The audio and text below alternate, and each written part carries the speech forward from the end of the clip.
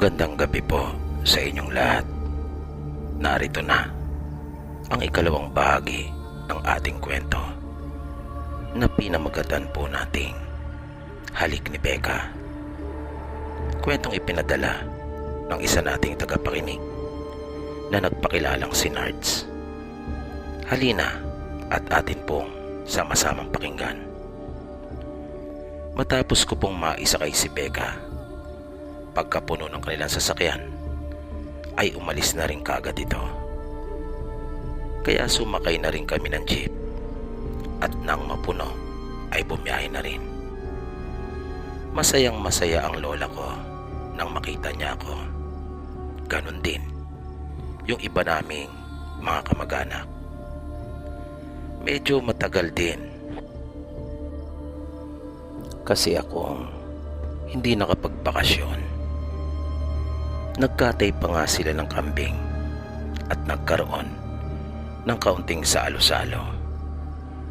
Ang dami pa nilang mga natirang handa at ipinagdiwang namin ang araw ng Kapaskuhan. Pero sa kalagitnaan ng aming pagsasaya ay parang hati ang isipan ko dahil hindi ko makalimutan si Becca. Hindi siya mawaglit sa isipan ko. Siya lagi ang laman nito. Maya-maya ay nilapitan ako ni Lola at pinaalalahanan na huwag masyadong uminom ng tuba dahil baka masira daw ang tiyan ko. At tinanong niya ako kung ano raw ang bumabagabag sa akin. Kung kaya nagtaka ako kung paanong nalaman niyon ng lola ko. Sa puntong iyon ay hindi na ako makakapagkaila pa. Kaya sinabi ko na rin sa kanya kung ano ang totoo. Ikinuwento ko sa kanya na may nakilala akong babae sa barko. Mabait siya at maganda, sabi ko. Tinanong ako ni Lola kung taga saan si Becca. Kaya binanggit ko naman kay Lola yung lugar. Bigla itong natigilan at napaisip sandali. Halata sa mukha ni Lola ang matinding pag-aalala. Kung kaya, napatanong akong bigla. Sinabi ni Lola na ang lugar na nabanggit ko ay pinamumugaran ng mga kilalang pamilya ng mga aswang mula pa noon doon sa aming probinsya. Dahil sa narinig ko ay talaga namang nagulat ako at halos hindi makapaniwala dahil walang-wala naman sa itsura ni Becca. Sa kilos at pananalita nito ay wala naman akong napansing kakaiba. Sabi pa ni Lola, delikado mano sa lugar na iyon. Marami nang nagtangka at sumubok para patunayan kung totoo nga ba ang lahat ng mga kumakalat na balita noon pa tungkol sa lugar na yon na pinamumugaran ng mga kilalang mababangis at mababagsik na angkan ng mga aswang. Ngunit wala nang nakabalik isa man sa kanila. Lahat ng nangahas ay hindi na muling nakita pa. Kaya kung may plano daw akong magpunta sa lugar na iyon, ay wag ko na raw ituloy pa. Dahil siguradong mapapahamak lang ako. At wag ko raw pairalin ang katigasan ng aking ulo. Pero tinanong ko si Lola kung bakit. Hindi ko man lang ito narinig noon. Bakit kahit sa mga kwento noon ay hindi man lang nabanggit ang tungkol sa bagay na ito? Sinabi ni Lola na dahil iniiwasan talagang banggitin ng mga tao. Bigla akong nalungkot. Napaisip akong bigla. Dahil sigurado akong hindi naman ang katigasan ng ulo ko ang magiging problema, kundi ang puso ko. Ayaw nitong pumayag. Paano na ang namamagitan sa amin ni Becca? paano na kami, naisip ko. Kung gaano katindi yung sayang nararamdaman ko nang makilala ko si Becca, ay mas matindi naman yung kalungkutang nararamdaman ko nang malaman ko ang mga bagay na yon mula kay Lola. Natakot ako na baka dahil doon ay hindi na kami magkita pa ni Becca. Bigla ako nagsisi na nagsabi pa ako kay Lola. Sana ay hindi na lang ako nagkwento pa. Naisip kong mas mabuti pa sanang wala akong nalaman kahit magbunga pa ito ng pagkapahamak ko. Biglang nagulo lalo ang isip ko.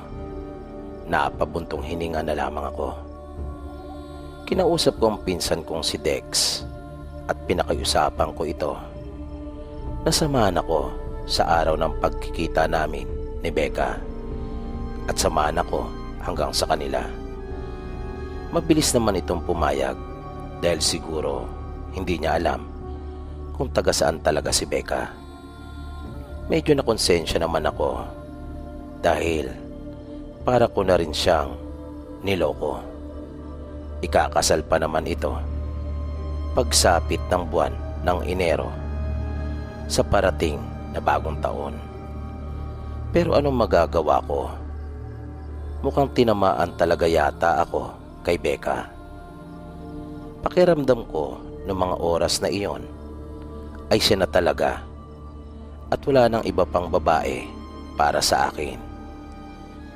Para bang hindi ko na makakayanan kapag nawala pa ito sa buhay ko. Mabilis na lumipas ang 3 araw. December 28. Ito ang araw na magkikita na kaming muli ni Becca. Nagpaalam ako kay Lola at sa tiyuhin ko na magpupunta lang kami sa bayan upang mamili at mamasyal na rin. Kasama ko si Dex. Isinantabi muna ni Dex ang pag-aasikaso ng kanyang mga papeles para sa kasal at inilaan ang araw na iyon para sa pagsama niya sa akin. Maaga kaming umalis doon sa amin. 6:00 pasado pa lang ay lumakad na kami. Pagdating namin sa kalsada ay ilang minuto din kami naghintay bago nakasakay ng jeep. Makalipas ang halos kalahating oras na pagbiyahe ay narating na rin namin yung bayan. Mula doon ay sumakay naman kami ng tricycle upang makarating doon sa napag-usapan naming tagpuan ni Becca. Maaga pa, may 1 oras pang mahigit bago ang itinakdang oras namin na pagkikita. Para malibang at hindi mainip sa biyahe, ay idinaan na lang namin sa kwentuhan ni Dex. Parehang pagbibiro nito sa akin at sinasabing masyado daw akong excited. Sabay bawi at sinabing tama lang naman na ma-excite ako dahil na rin sa ganda at kakaibang karisma ni Becca. Ang swerte ko raw, sabi pa ng pinsan ko sa akin. Paglalahad pa niya, ganun din daw ang naramdaman niya nang makilala niya ang kanyang mapapangasawa na si Debbie. Parang ayaw na raw niyang humiwalay pa dito. At pinayuhan pa niya ako na sundin kung ano ang tunay na nararamdaman ko at ipaglaban ko iyon kahit na ano pa umano ang mangyari. Kaya nagpasalamat naman ako kay Dex dahil sa nauunawaan niya ang nararamdaman ko. Makalipas ang ilan pang sandali ay natanaw ko na yung plaza ng kasunod na bayan. Nasa tabi lang ito ng pamilihan o tinatawag doon na merkado. na kung hindi ako nagkakamali ay isang salitang Kastila na ang kahulugan sa Ingles ay market. Maya-maya pa ay huminto na rin ang sinasakyan naming tricycle. Pagkababa namin ay agad akong nagpalingalinga, pero hindi ko pa nakita si Becca. Sunod kong sinipat ang suot kong relo sa aking bisig. May kalahating oras pa bago ang itinakda naming oras. Kung kaya naupo na muna kami ni Dex at muling nagkwentuhan. Ewan ko ba, pero matinding kaba ang naramdaman ko. At napansin iyon ni Dex, kung kaya paniantapik nito sa aking balikat. At palaging sinasabi sa akin ang mga katagang, "Relax ka lang, son." Pagpapakalma niya sa akin. Paniangtingin ko sa aking relo, pakiramdam ko ay para bang mas lalo pang bumagal ang bawat sandali. Para bang pakiramdam ko ay mas lalo pang bumagal ang oras.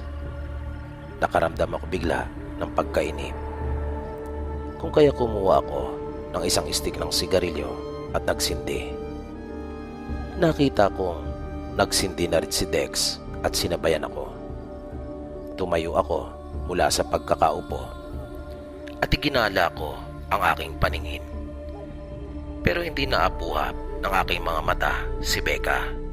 Wala pa rin ito. May 5 minuto pa, naisip ko. Sobrang kaba ang naramdaman ko noong mga sandaling iyon. Natakot ako na baka hindi sumipot si Becca. Hindi ko maintindihan kung bakit ganun katindi ang nararamdaman ko noong mga oras na iyon. Naupo ako muli.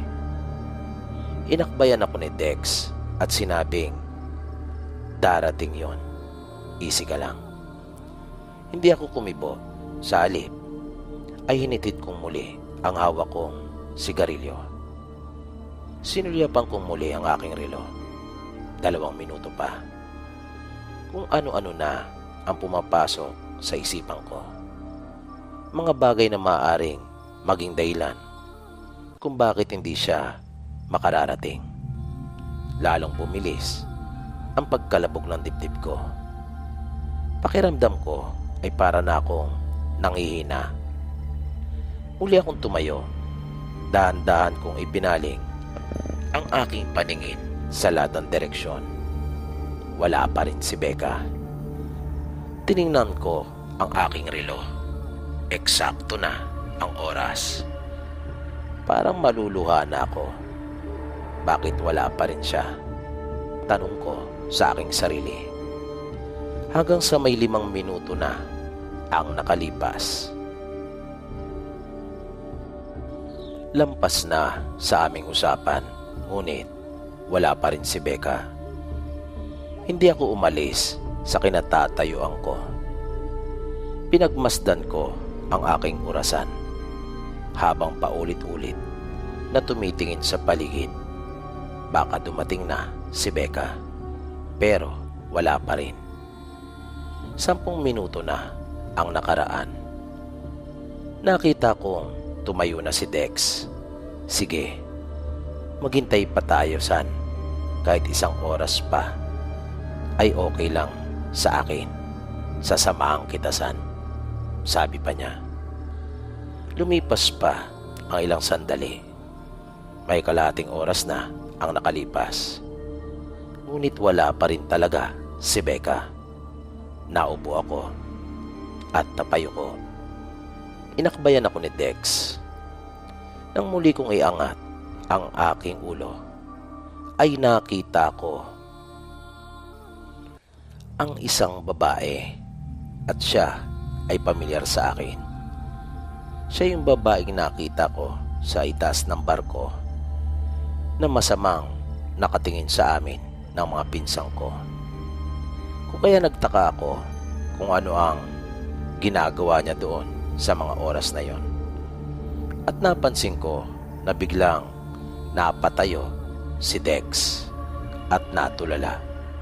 Paglingon ko ay parang biglang bumagal ang lahat. Nang makita ko na daan-daan naglalakad papalapit sa amin si Becca.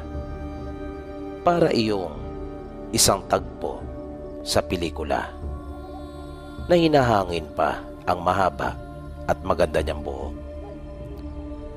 At kung hindi siguro bago ang suot-suot kong brief ng mga oras na iyon, ay baka tuluyan na itong nalaglag nang gumuhit ang isang matamis na ngiti mula sa kanyang mga labi. Tulad ni Dex ay hindi rin ako nakagalaw at ako'y natulala. Hindi ko nga alam, baka nakanganga pa ako nung mga oras na iyon. Nakakahiya. Nang nasa harapan ko na si Becca, ay naririnig kong nagsasalita siya pero wala iyon sa isip ko. Alam kong may sinasabi siya pero wala ron ang aking atensyon. Para kasing wala pa ako sa aking sarili. Hanggang sa maramdaman ko ang ginawa niyang paghawak sa aking kamay. At dito pa lang ako medyo natauhan. Sinabi niyang bilib daw siya sa akin dahil kanina pa raw niya akong pinagmamasdan. At matyaga pa rin daw akong naghintay. Sinusubukan lang pala ko ni Becca. Nang ibalik ko ang aking pansin doon sa babae, ay wala na ito doon sa kanyang kinatatayuan. Tinanong ako ni Becca kung bakit. Sumagot naman ako at sinabing wala. Niyaya ko siya at pumasok kami ng pamilihan. Kumain kami. Habang kumakain ay nagkwentuhan kaming tatlo. Sa kalagitnaan ng aming pag-uusap ay sinabi niyang naikwento na niya ako sa kanyang mga magulang at nais daw nila akong makilala ng personal. Dito ko na naalala yung mga sinabi sa akin ni Lola. Kung kaya napaisip akong sandali at hindi kaagad nakapagsalita. Hoy, narinig kong sabi ni Becca. Bakit natulala ka na naman? Sabi niya. Ha? Wala. Sabi ko lang. May naisip lang ako. Ano yon? Tanong niyang muli sa akin. Sige na, sabihin mo. Ano yon? Pangungulit sa akin ni Becca. Nagtatalo sa isipan ko noong mga oras na yon kung magsasabi ba ako sa kanya ng totoo o ililihim ko yung nalaman ko mula kay Lola. Ano yung iniisip mo? Tanong muli sa akin ni Becca. Dito na ako nasukol at napilitang magtapat sa kanya. Huwag ka sanang magagalit, pambungat ko sa kanya. Bakit naman ako magagalit? Patanong na sagot naman niya sa akin. Totoo ba na lugar ng mga aswang yung bayan nyo? Pati si Dex ay biglang napahinto at napatitig sa amin ni Becca nang marinig niya ang mga sinabi ko. Sabay tanong na, bakit? Taga saan ba si Becca? Hindi kami sumagot sa tanong ni Dex. Nagulat naman ako sa naging reaksyon ni Becca. Tumawa lang ito at hindi ko siya nakakitaan ng kahit kaunting galit man lamang. Matagal ko nang naririnig yan, sabi pa ni Becca. May isang ang baryo doon sa bayan namin na sinasabing pinamumugaran ng angkan ng mga aswang. Pero hindi ko alam kung totoo kasi wala namang napapabalita na may kinain dun sa lugar namin. Tsaka galit nga rin kami sa mga taga roon sa baryo na iyon. Kahit pa hindi pa naman napapatunayan kung totoo nga ban talaga ang mga sabi-sabi.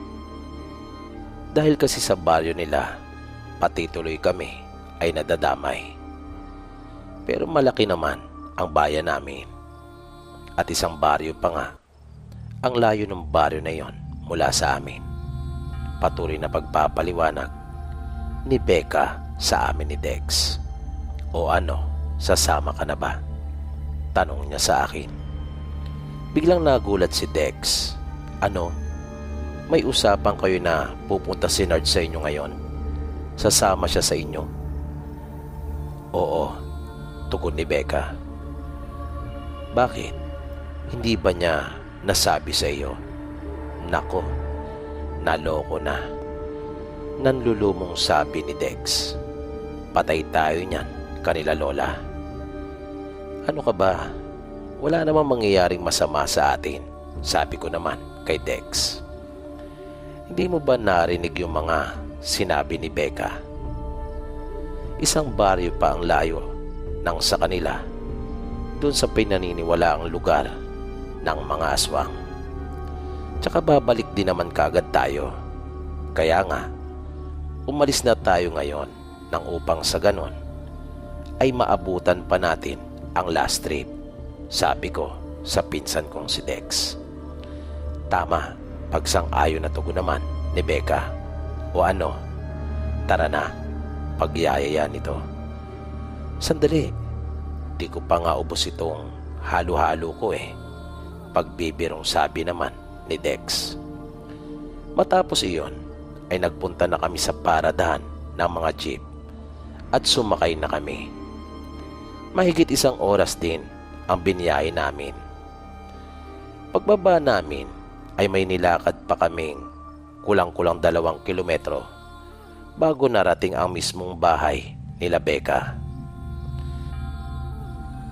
Pero sa daan ay napakatahimik. Niwala nga kaming nakasalubong man lamang. Magkahawak kami ni Becca na naglalakad, kung kaya sa halip na takot ang aking maramdaman ay saya. Napakasaya ko noong mga sandaling iyon. Ang lambing pa naman ni Becca. Madalas nga niyang idinidikit sa aking dibdib ang kanyang muka.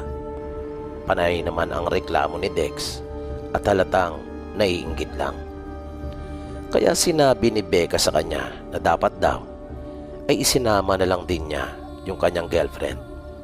Kaso, abala daw ito sa pag-aasikaso ng kanilang kasal. Nagpaalam nga daw muna siya at nakiusap na ito na muna mag-isa ang siya mag-asikaso.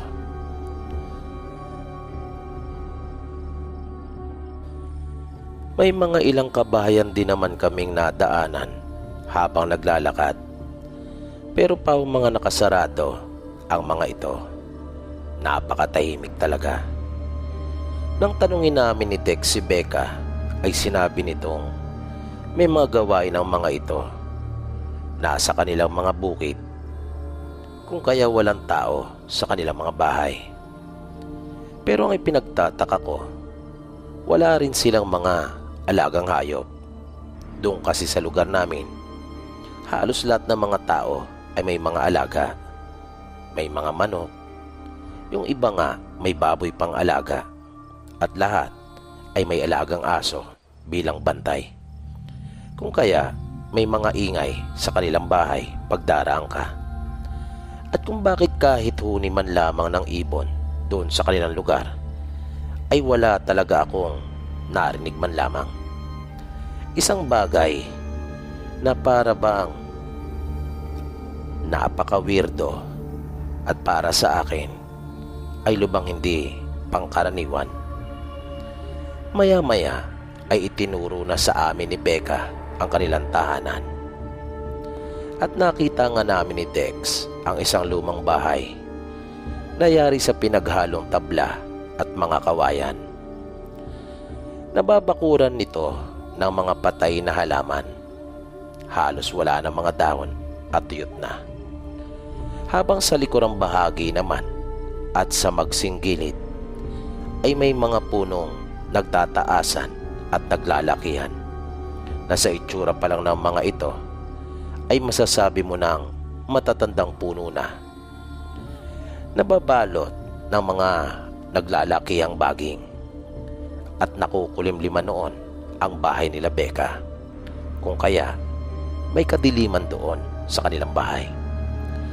Nang mas makalapit pa kami ay nakita namin ang pamilya ni Becca at iba pang mga tao na mga nakatayo ng tuwid doon sa harapan ng kanilang bahay.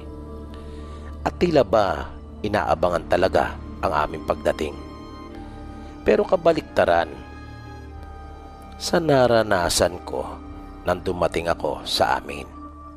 Dahil masasaya ang mga tao na pawang mga nakangiti na sumalubong sa akin.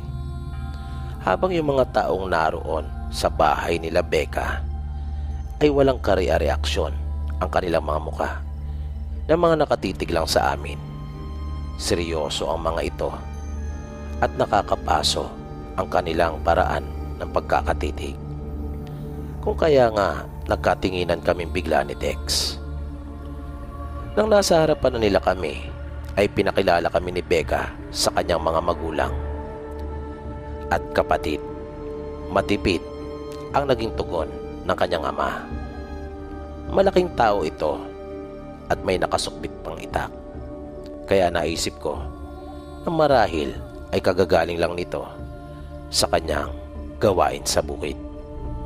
At napansin ko na halos lahat sila na mga kalalakihan ay may mga nakasukbit pang itak. Kaya naalala ko yung sinabi ni Becca na nasa bukid ang mga tao kung kaya sarado, nakasarado ang kanilang mga bahay. Baka galing sila sa kanilang mga gawain at iniwan muna para salubungin kami bilang kanilang mga panauhin sa kanilang lugar. Inaya kaming pumasok ng ina ni Becca. Pinatuloy kami sa kanilang bahay at narinig kong sinabi nito na ikaw pala si Nards. Naikwento ko sa amin ni Becca. Nagkasabay pala kayo sa barko at tinulungan mo raw siya. Opo, mabilis ko namang tugon. Pinaupo niya kami at pumasok na ito sa kusina. Sinabi ng tatay niya na tamang-tama umano na nagpaunlak kami sa paanyaya ni Becca. Dahil may malaking pagdiriwang silang idaraos. Magsasagawa daw sila ng seremonya at pag-aalay para sa kanilang patron. Kaya bigla naman akong napanatag dahil naisip ko na reliyoso pala ang mga tao doon sa kanila Becca, mga devoto. Pero laking gulat ko nang biglang lumabas mula sa kusina yung babaeng una ko nang nakita sa itaas ng barko at pagkatapos doon sa plaza bago dumating at sumulpot si Becca. Bigla ako naging alumpihit. Makailang beses akong napatingin bawi doon sa babae na halos hindi yata inaalis ang pagkakatitig sa akin. Kung kaya mas lalo akong hindi naging komportable. Bakit, Nards? Tanong sa akin ni Becca. Wala naman. Medyo maalinsangan lang, sabi ko na lang. Maya-maya ay nariyan na ang nanay niya at may dalang mga tasa na naglalaman ng kape. Magkape muna kayo, sabi nito. Pagkatanggap ko sa tasa ay sabay higop. Biglang narinig kong tumawa si Becca. Akala ko ba sabi mo ay naiinitan ka? Bakit para yata ang higop mo ng kape? Tanong niya sa akin. Ang sarap kasi magtimpla ng kape ng nanay mo. Nautal ko namang pagpapalusot. Nadampian mo na pala ng halik ang labi ng anak ko. Narinig kong muli ang malaki at malalim na boses na iyon. Tatay ni Becca ang nagsasalita. Bigla akong natigilan at sa tingin ko ay namula yata ng gusto ang aking mga pisngi. nahiya ako. Nakaramdam ako ng matindi ring kaba. Pati si Dex ay napatingin sa akin. Biglang naging malikot din ang mga mata ni Becca pero hindi siya makatingin sa kanila, kundi nakatuon lang ang kanyang mga paningin sa ibaba. Pagtingin niya sa akin ay nagtama ang aming mga mata at umiling siyang bigla na para bang sinasabi niya sa akin na hindi siya ang nagsumbong. Sabay napatingin siya doon sa babae. Dito na ako nagkaroon ng hinala. Nang tingnan ko ang babae ay nakatingin pa rin ito sa akin ng masama at seryosong seryoso ang kanyang muka. Siya nga ang nagsabi sa akin, "Binata," sabing muli ng tatay ni Becca. Siya kasi ang naatasan ko na magbantay sa aking anak saan man ito magpunta. Pansamantala kong inilayo mula dito si Becca dahil sa banta ng panganib. Nasasalakayin kami ng mga tao. Bigla akong natigilan at napalunok ng laway. Mga tao, naisip ko. Bakit? Hindi ba sila mga tao? Kung hindi sila mga tao, anong pagtuturing nila sa kanilang mga sarili? Sunod-sunod na tanong ko sa aking isipan. Ilaan mo na lang mamaya yung mga naglalarong tanong sa isipan mo, binata. Bibigyan naman kita ng pagkakataon para makapagsalita, makapagpaliwanag, at upang makapagtanong. Nalaking bigla ang mga mata ko sa pagtataka. Tila yata nahuhulaan at nalalaman niya kung anong mga bagay na nasa aking isipan. Bigla akong nakitang sumenya sa akin si Becca na inilagay niya ang kanyang hintuturo sa gitna ng kanyang mga labi na para bang sinasabi niyang wag akong magsasalita. O pati ang pag-iisip na kung ano-ano ay iwasan ko na rin muna para hindi mabasa ng kanyang tatay kung anong mga saloobin ko. Nagpatuloy sa pagsasalita ang tatay niya. Alam mo ba na sa aming lahi ay may mga sinusunod kaming batas? Ito ay mahalaga para sa amin, wika pa nito. Ang mga batas kasi na ito ang siya naghihiwalay sa amin sa mga mas mabababang uri kaysa sa amin. Dahil kung wala ang mga batas na ito, ay para na rin namin silang nakakatulad. Kaya ganun kahalaga ang pagsunod sa mga batas na itinakda pa ng aming mga ninuno noon. Ang halik sa angkan namin ay lubang mahalaga pagkat iginagawad lamang ito sa isang taong asawa mo na o di kaya ay handa mo nang makasama sa habang buhay. Sa madaling salita, iginagawad ito sa isang tao na gusto mo nang pakasalan upang maging asawa. Nabigla ako at di ko na napigilan pang mapatingin sa tatay niya. Pero wala naman akong naramdaman na anumang pagtutol sa aking sarili. Noong mga sandaling iyon, ay sigurado naman na ako sa nararamdaman ko para kay Becca. Ang totoo ay gusto ko na nga siyang makasama habang buhay. Ayaw ko nang mawala pa siya sa akin. Kung kaya nga sumama ko sa kanya. Kaya lang, naisip ko rin kung anong magiging buhay namin ni Becca pag nagkataon. Anong magiging buhay niya sa akin dahil hindi pa ako tapos na aking pag-aaral. At ang pagiging labor lang sa construction ang una kong trabahong napasukan. Ayaw ko namang maging miserable ang buhay niya sa akin. Gusto kong ibigay sa kanya ang pinakamainam at maalwang pamumuhay. Sa pagkakataong iyon, ay hindi ko narinig na nagsalita ang tatay niya tungkol sa mga bagay na iniisip ko nung mga sandaling iyon. Sa halip ay tinanong ako nito kung nakahanda na raw ba akong pakasalan ang kanilang anak na si Becca. Kitang-kita ko kung papaano mabilis na pumihit ang ulo ni Dex at napatingin din sa tatay ni Becca.